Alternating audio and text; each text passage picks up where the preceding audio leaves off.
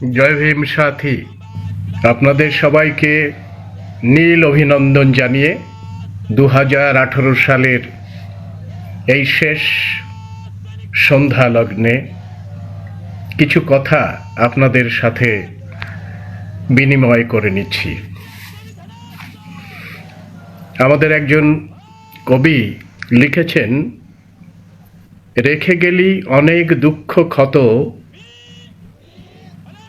স্বজন হারানো ব্যথা অবিরত, রিক্ত হলো বাংলার সোনালী ভাড়ার, বিদায় 18 এই শেষবার।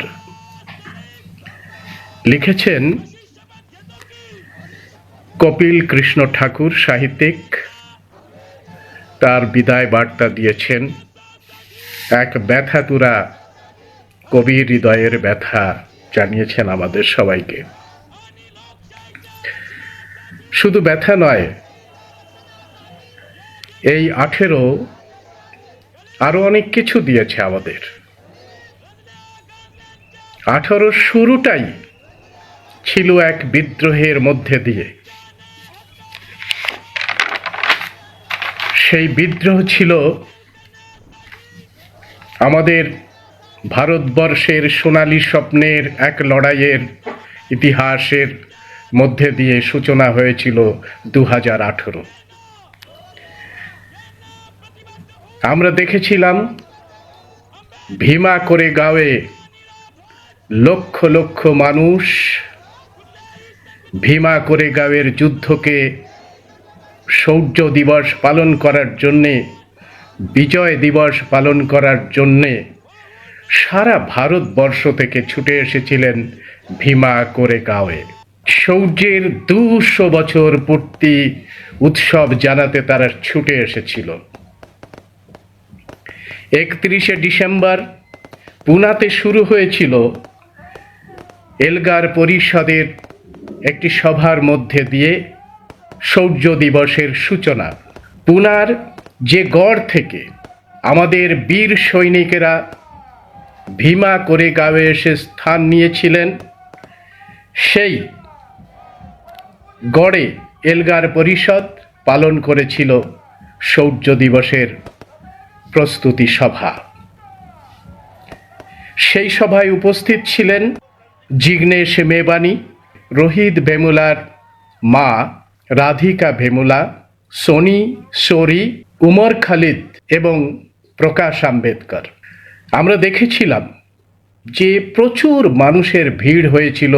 ঘোষণা করা হয়েছিল যে আগামীকাল 6টা থেকে এখান থেকে পদযাত্রা করে সমস্ত আম্বেদকরবাদীরা ভীমা কোরেগাঁওতে যাবে এবং সেই সৌধতে তারা গিয়ে বিজয় দিবস পালন করবে।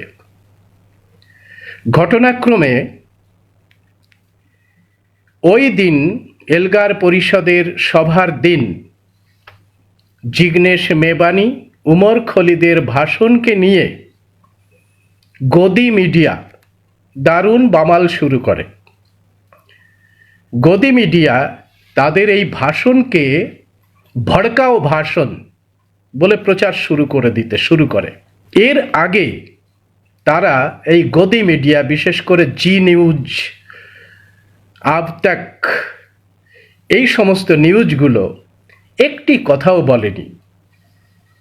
রিপাবলিক টিভির অর্ণব গোস্বামী এই ভীমা কোরেগাঁও নিয়ে একটি কথাও বলেনি। কিন্তু যে মুহূর্তে উমর খালিদ, জিগ্নেশ মেবানী তাদের জয়ের যে এই বিজয়ের গাথা যেভাবে হয়েছিল তার পুঙ্খানুপুঙ্খ বর্ণনা করতে শুরু করে এবং বর্তমান শাসকদের বিজেপি আরএসএসকে পেশোয়াদের নতুন প্রজন্ম বলে নিও পেশোয়া বলে ঘোষণা করে দেয়, তারপর থেকেই গদি মিডিয়া ভৌ ভৌ করতে শুরু করে। উমর খালিদের ভাষণ, তারা মনে করে যে এর পেছনে অন্য কোনো উদ্দেশ্য আছে। 1 জানুয়ারি 2018 সানিওয়াড়া থেকে যখন এই পদযাত্রা শুরু হয় সকাল 6টায়,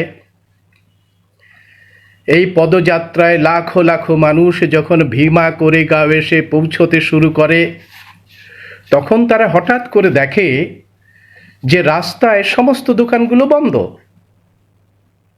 এমনকি জলের দোকানগুলো বন্ধ করে দিয়েছে সবর্ণ সমাজের মানুষ। খাবারের দোকান বন্ধ, জানলা দরজা বন্ধ, ছাদের উপর উসখুস করছে কিছু মানুষের মাথা, উকি ঝুঁকি মারছে সন্দেহজনক কিছু মানুষের ঘোরাফেরা। ভীমা কোরেগাঁওয়ে একেবারে সম্মানের সাথে যখন সভা শুরু হয়ে যায় এবং কিছু মানুষ তখনও ভীমা কোরেগাঁওয়ে প্রবেশ করতে থাকে, সেই সময় অতর্কিতে আরএসএস এবং তার গুন্ডা বাহিনী পেছন থেকে এই মিছিলের ওপরে আক্রমণ শুরু করে। চারিদিকে আগুন লাগিয়ে দেওয়া হয়, গাড়িগুলোতে আগুন লাগিয়ে দেওয়া হয়, ইট পাথর ছুটতে শুরু করে ওই ছাদের ওপর থেকে যে রহস্যময় মানুষ ঘোরাফেরা করছিল তারা। একটা সাংঘাতিক রকমের নৈরাজ্যের বাতাবরণ তৈরি করে মানুষকে বিভৎসতার মধ্যে ঠেলে দেওয়া হয়। আমরা দেখতে পাই সকালবেলা উঠেই আমরা যখন ফেসবুক খুলি তখন দেখি ভীমা কোরেগাঁও জ্বলছে, মানুষ মাথায় রক্তাক্ত অবস্থায় ছুটে যাচ্ছে, সবাই ত্রাহি ত্রাহি অবস্থা শুরু করেছে। এই অবস্থা দেখতে পাই আমরা। আর দেখতে পাই লম্বা লম্বা লাঠি, লম্বা লম্বা রড নিয়ে এবং ভাগুয়া পতাকা হাতে নিয়ে আরএসএস বাহিনী এই নিরীহ মানুষদের উপরে ঝাঁপিয়ে পড়ে তাদের সন্ত্রস্ত করে দিচ্ছে, তাদের বিশৃঙ্খল করে দিচ্ছে। এবং এই ঘটনায় দুজন অসহায় আম্বেদকরবাদী তারা মারা যায়। এ পর্যন্ত গদি মিডিয়া, বিশেষ করে রিপাবলিক টিভি, আজ তাক, ইন্ডিয়া টিভি, এরা একটি কথাও বলেনি কারা এর পেছনে দায়ী। একটি কথাও তারা উচ্চারণ করেনি। কিন্তু যে মুহূর্তে সমতা সৈনিক দল, বামসেফের সুশিক্ষিত বাহিনী, ভীম আর্মি, তারা সংগঠিতভাবে যখন শুনতে পায় তাদের পেছনের মানুষগুলোকে আক্রমণ করছে, তারা যখন পাল্টা প্রতিরোধ করে, এই যে ভিড়, এই যে ভিড়তন্ত্র, ভাগুয়া তন্ত্র, তারা লেজ গুটিয়ে গর্তের মধ্যে দিয়ে যেখান থেকে পারে দৌড়ে পালাতে শুরু করে। এদের হিম্মত ছিল না, ওই মানুষদের মোকাবিলা করার হিম্মত ছিল না। এরা সেরকমই লেজ গুটিয়ে পালানো এবং পিছন থেকে ভৌ ভৌ করা একটা রেজিমেন্ট, যারা পেছন থেকে ভৌ ভৌ করে, গর্তের থেকে লুকিয়ে এসে উঠে এসে আক্রমণ করে নিরীহ মানুষের উপরে, সামনাসামনি বীরের মতো লড়াই করতে সাহস পায় না।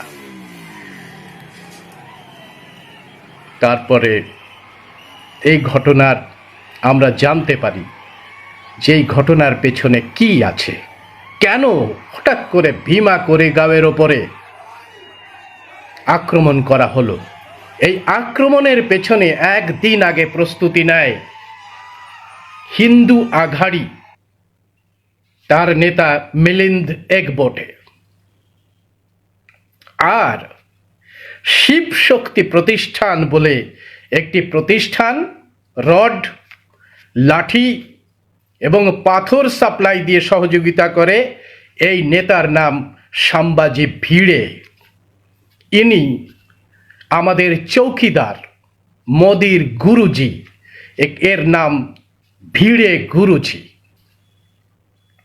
এই ভিড়ে গুরুজি এবং মিলিন্দ একবোটে সরাসরি এই আক্রমণের সঙ্গে যুক্ত ছিল। ভীমা কোরেগাঁও আসলে কেন এরা আক্রমণ করলো, কেন নিরীহ মানুষের উপরে, যেখানে 200 বছর পূর্তি উপলক্ষে এই ভীমা কোরেগাঁওয়ে প্রায় 9 লক্ষ মানুষ এসেছে, দেশের বিভিন্ন প্রান্তে অভিবাদন জানাতে, তাদের উপরে হঠাৎ করে এইভাবে আক্রমণ শুরু হলো কেন? এই প্রশ্নের উত্তর আপনারা পেয়ে যাবেন ভীমা কোরেগাঁওয়ের ইতিহাস থেকে। ইতিহাসে এমন ঘটনা, পৃথিবীতে এমন ঘটনা বিরল। ভীমা নদীর পাশে ভীমা কোরেগাঁও গ্রাম, যেখানে অবস্থান করছিল 500 মাহার এবং কিছু ইনফ্যান্ট্রি সহ 800 ব্রিটিশ বাহিনী। নভেম্বরে পেশোয়া বালাজি বাজিরাও II তিনি ঘোষণা করেন যে তিনি ব্রিটিশের প্রধানত থাকবেন না এবং ব্রিটিশ বাহিনীতে যে সমস্ত মাহার, দুসাদ এবং অন্যান্য সৈনিকেরা কাজ করছেন তাদের হত্যা করবেন এবং তিনি ভীমা কোরেগাঁওয়ের দিকে 30,000 সৈন্য পাঠাতে শুরু করেন। এই সময় রেজিমেন্টের দায়িত্বে ছিলেন ফ্রান্সিস টনটন। তিনি এই খবর শুনতে পাওয়ার পরে ভীমা কোরেগাঁওয়ের মাহার রেজিমেন্টকে পরামর্শ দেয় যে তোমরা আত্মসমর্পণ করো এবং যুদ্ধ করো না, কারণ ইনফ্যান্ট্রি এত কম যে 30,000 পেশোয়া সৈনিকের কাছে এরা হেরে যাবে। কিন্তু মাহার রেজিমেন্ট গর্জে ওঠে যে না, এর আগে আমরা শিবাজির অঙ্গরক্ষক ছিলাম, শিবাজির মারাঠা বাহিনীর আমরা ছিলাম সৈনিক। এই বাজিরাও পেশোয়ারা আসার পরে আমাদের সমস্ত সুযোগ সুবিধা থেকে আমাদের বিতাড়িত করে দেয়, আমাদের শিক্ষা থেকে বঞ্চিত করে, আমাদের জল কেড়ে নেয়, পানীয় জল, আমাদের গলায় মটকা আর পেছনে ঝাঁটা লাগিয়ে দেওয়া হয়, থুতু ফেলার জায়গা নেই, জল খাওয়ার জায়গা নেই, দিনের বেলায় আমাদের বেরোনোর জায়গা নেই, আমরা ভীষণ রকমের মর্মাহত, আমাদের সব কিছু কেড়ে নিয়েছে এই পেশোয়া। সুতরাং এই পেশোয়াদের হাতে তিলে তিলে মরার থেকে যুদ্ধ করে বীরের মতো মরব, কিন্তু আত্মসমর্পণ করব না। ব্রিটিশ ইনফ্যান্ট্রি তারা ঘাবড়ে যায়, এরা তো নিশ্চিত মারা পড়ে যাবে। তখন মাহার সৈন্য ভীমা কোরেগাঁওয়ের পূর্ব দিকের পার্কের ঢাল তৈরি করে ওরা গড় সাজাতে শুরু করে। এই গড় সাজাতে শুরু করার পরে যখন কাতারে কাতারে পেশোয়ারা আসতে শুরু করে, তখন মাহার সৈন্যরা 3 দিক থেকে ঘিরে ফেলে 30,000 পেশোয়া সৈন্যকে কচু কাটা করে ভীমা নদীতে ফেলে দেয়, ভীমা নদীর জলকে রক্তাক্ত করে দেয় এবং ওই যুদ্ধই পেশোয়াদের শেষ যুদ্ধে পরিণত হয়। যুদ্ধে জয় করে মাহার সৈন্যরা। এই যে শৌর্য, মাত্র 500 মাহার সৈন্য, তাদের যে শৌর্য বীর্যের প্রতীক হিসাবে 1822 সালে ফ্রান্সিস টনটন নিজে উপস্থিত থেকে ওই স্মৃতিসৌধ নির্মাণ করেন এবং স্মৃতিসৌধের গায়ে এই মাহার যারা মারা গেছিলেন 147 জন, মাত্র 147 জন মারা গেছিলেন এই যুদ্ধে, এই পক্ষের ব্রিটিশ পক্ষের, আর 30,000 কচু কাটা হয়ে ভীমা নদীতে রক্তের গঙ্গা বইয়ে দিয়েছিল এই মাহার সৈনিকেরা। বীরত্বের শৌর্যের পরিচয় দিয়েছিল এরা। তাই এই শৌর্য দিবস। ওখানে যে স্মৃতিসৌধ তৈরি হয়েছে, সেই স্মৃতিসৌধে বাবা সাহেব ডক্টর B.R. আম্বেদকর একাধিকবার উনি ভিজিট করেছেন সেখানে। প্রথম সেখানে যান 1927 সালের 1 জানুয়ারি। 1927 সালের 1 জানুয়ারিতে যাওয়ার পরে 1930 সালে তিনি এই কথা সমস্ত বিশ্ববাসীর কাছে জানান, এমন যুদ্ধের কাহিনী বিশ্ববাসীর কাছে জানান। গোল টেবিল বৈঠকে তিনি উপস্থিত করেন এই কাহিনীর কথা। যে আমাদের জাতি বীরের জাতি, প্রাচীনকালে যখন বাইরের শাসকেরা এখানে আক্রমণ করতে এসেছে তখন এই বীর বাহিনীর জন্যেই, বিশেষ করে মাহার, দুসাদ, চণ্ডাল এদের বীরত্বের কাছে মাথা নত করতে বাধ্য হয়েছে আলেকজান্ডারের মতো বিশ্ববিজয়ী সেনা। কিন্তু ব্রাহ্মণরা আমাদের পদানত করে রেখেছে, আমাদের সমস্ত শক্তিকে ধ্বংস করে দিয়েছে এবং ব্রাহ্মণ্যবাদ স্বীকার করার পরেই এদের চতুর্বর্ণের একেবারে শেষ বর্ণে স্থান দেওয়া হয়েছে এবং সব কিছু কেড়ে নেওয়া হয়েছে, জমি জায়গা সব, তাদের মান সম্মান পর্যন্ত কেড়ে নেওয়া হয়েছে। এই কথা বাবা সাহেব প্রথম ভীমা কোরেগাঁওয়ের ইতিহাস তুলে ধরেন গোল টেবিল বৈঠকে। অবাক হয়ে যায় মানুষ যে মাত্র 500 সৈন্য 30,000 মানুষকে পদানত করেছে, 30,000 পেশোয়াদের শেষ করে দিয়েছে এবং পেশোয়াদের ওটাই শেষ লড়াই। তারপরে পেশোয়ারা আর মাথা তুলে দাঁড়াতে পারেনি। এই কথা বাবা সাহেব লিখেছেন। এই ভীমা কোরেগাঁওয়ের ইতিহাসের কথা বাবা সাহেব লিখেছেন এবং এই ভীমা কোরেগাঁওয়ের ইতিহাস এমনই একটি ইতিহাস যা অবিশ্বাস্য। এ কথা বিশ্বাস করা যায় না যে 500 ইনফ্যান্ট্রি, মাত্র 500 বাহার সৈন্য 30,000 পেশোয়াকে একেবারে দুর্মুষ করে দিতে পারে, এ কথা বিশ্বাসযোগ্য হয় না। কিন্তু পরিষ্কার করে 1885 সালে দি পুনা ডিস্ট্রিক্ট গেজেটিয়া ভলিউম 3 তাতে জেমস ক্যাম্পবেল তিনি পরিষ্কার করে উল্লেখ করছেন এই ইতিহাসের কথা, যেটা গেজেটিয়ারে লেখা আছে। 2 নাম্বার বাবা সাহেব বারবার উল্লেখ করেছেন এবং যে স্মৃতিসৌধ 1822 সালে ওখানে স্থাপন করা হয়েছে সেখানে একই ইতিহাস লেখা আছে। সুতরাং এই ইতিহাসের যে ঘটনা সেটা বিকৃত ঘটনা নয়, এটা প্রমাণ্য ঘটনা, প্রামাণ্য দলিল রয়েছে এর পেছনে।